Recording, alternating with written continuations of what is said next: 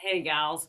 Quick chat about the loneliness and isolation that happens when our drinking gets out of control slowly over time and nobody knows about it and we're trying to hide it and we're trying to carry on like nothing's wrong. So, in this short video, I'm just going to talk a little bit about that. I'm going to actually offer you up some solutions, also some insights, how it feels from other women's point of view. I want you to know, especially, that you're not alone. So, from my own experience and the dozens and dozens of other women that I've spoken to, I know that one of the biggest things with this is that we feel like we've got a big secret.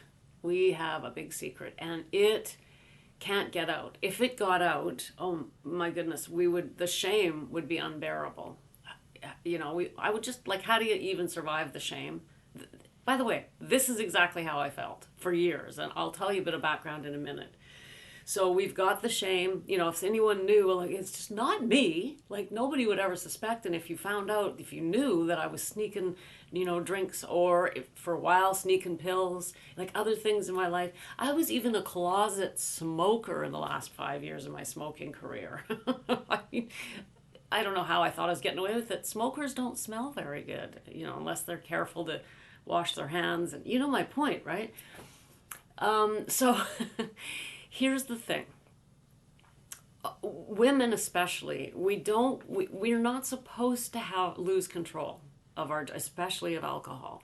It's not supposed to happen. We're supposed to be the ones who have control. That's fine. And you know that saying, there's nothing worse than a drunk woman, right? I mean, it's embarrassing, and who would want to be her, and that. So the whole societal concept of women who can't control their drinking has puts us into this corner where we think, if anyone found out, I'd be that person. Well, first of all, that's unacceptable, right? The societal norm is like unacceptable. How can we expect women to live free and open lives and seek the help they need when we're so deeply ashamed of the behavior that led us there? And I want to back up actually for a minute and remind you, if you don't know, I've said this in many other places, my podcast, Facebook, wherever, but I'm going to say it again here. It is not your fault. So if you're drinking and you're not able to control your drinking, and as we mature, it gets worse. If that's your story, I want you to know it's not your fault.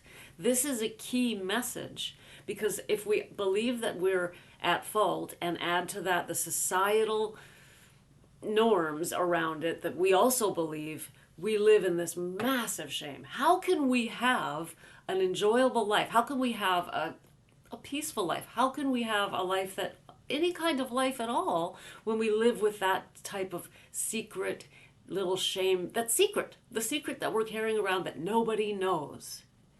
So there's a few things I want you to know about this. Grab a pen, get your journal out. First of all, and you're not going to like this one, I didn't. When I found out, when this all came to me, when I realized it, I thought, oh, well, that's pretty ironic. And number one, that is, people do know. We think we're hiding it, but somebody knows. When I, oh, and by the way, well, that's number two. I'll wait. I just got lots to tell you. Okay. When I finally hit my bottom, if you want to call it that, so, I'll tell my story. I tell my story of going into an 8-day blackout. No kidding. And at the end of that, I'll tell that story another time, but that was what happened. At the end of it, I had missed an entire week of work. So I hadn't showed up for my classes. I'm a college professor. I hadn't checked email. I hadn't, been in touch with students. I hadn't answered my phone. I disappeared in an 8-day blackout. And when I came out of that, I had no choice. I mean, I guess I could have just never went back to work again, but I had worked really hard for that career and to get the position that I held. So I had no choice but to face it. And I went in and I talked to my immediate supervisor. Oh, I was so sick. I was so sick. I hadn't eaten in days. I'd just been drinking and I was shaking. And anyway, when I finally spit out the words and said to her, I need help, It's alcohol. Oh man, that was hard to say. I just thought, I can't believe I'm saying this out loud in front of her. You know what she said? Well, first of all, she got teary. She had tears in her eyes. And then she said, finally, now I can help you. She knew. I thought I was hiding it. Turns out it was like the extra sick days all the time, and usually on Mondays, and I'd miss some committee meetings and other things that I just thought I was hiding it. Now, I wasn't drinking at work, so it wasn't like she was smelling alcohol on me, but it was just the all around getting less and less reliable, getting less, withdrawing more and more, less open with my colleagues, making mistakes, not showing up, taking way too many, all that stuff combined, that she suspected something. I guess she didn't know it was alcohol, but she knew there was some, yeah. So there was no surprise on her part. So there I am, walking around for months, probably years, because I've worked, been in that position for years, thinking, oh, I'm just, this is really bad, but thank God no one knows about it. Meanwhile, my employers be growing more and more suspicious. And by the way, if I hadn't finally hit that bottom and had to do all that, I would have eventually been fired, because there's only so much they can put up with. And eventually I would have been called in and said, look, do you need, you're either get help or you're fired kind of deal. But luckily, luckily, I went into an 8-day blackout first. And that's the second thing I want to tell you, right? I didn't realize at the time when it was happening, it was the most powerful moment of my life. It was the best thing that ever happened to me. Not showing up to work, screwing up, having to admit it was the best thing that ever happened to me. Now the cat was out of the bag. All of a sudden I wasn't alone. It was like my life was taken over by somebody else. I was sent to a residential treatment center. I was on sick leave. And to get back to my point, I haven't forgotten it. The very first thing they told me was, this is not your fault, Becca. You are sick. Now, it took me a long time to accept that, because I felt like a loser. No, if I was half of the woman I think I am, I would be able to quit drinking. So it is my fault. No, it's not your fault. That's what the doctor told me when I got there. I didn't accept that at first. And maybe you're not. Maybe you're like me and you're thinking, look, I need to take responsibility. I hope not, because it's not your fault. Okay? So once we can accept that, we realize the shame part of it is not as huge as we think it is. How can something beyond your control be something worth being shamed over? That would be like being ashamed of being diabetic. Being ashamed of, I don't know, the color of your hair. Well, I guess that's your choice. Bad example. But you get my point. So you're not to blame for this.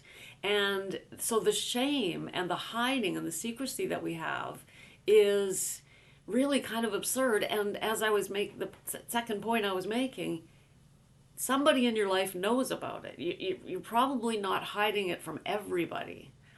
I mean, I suppose there's exceptions to every rule, but most of us, somebody is on the sideline looking in and going, I think she has a problem. Yeah. I approach it with her. What do I say to her? How do I say, do you need help? No one wants to say anything to us because they're embarrassed for us. They're not judging us.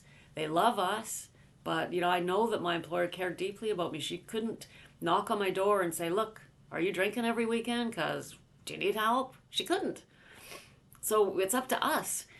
Now, that doesn't mean that you have to now rush out and tell everybody in your life. But I just wanted you to know, the pathway to getting help and the pathway to getting over it is, we'll talk more about that. That's all I ever talk about. It's what I do.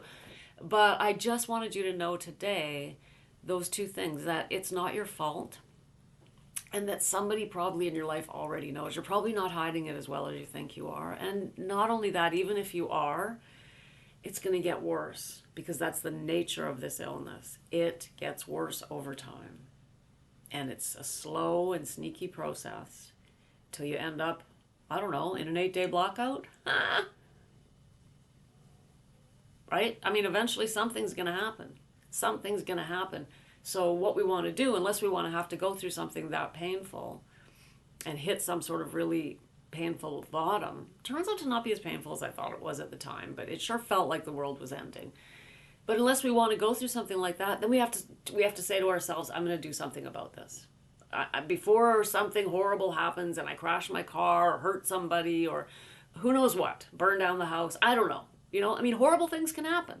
Before something like that comes along, I'm going to do something about this. And that is what I talk about all the time. It's all I talk about.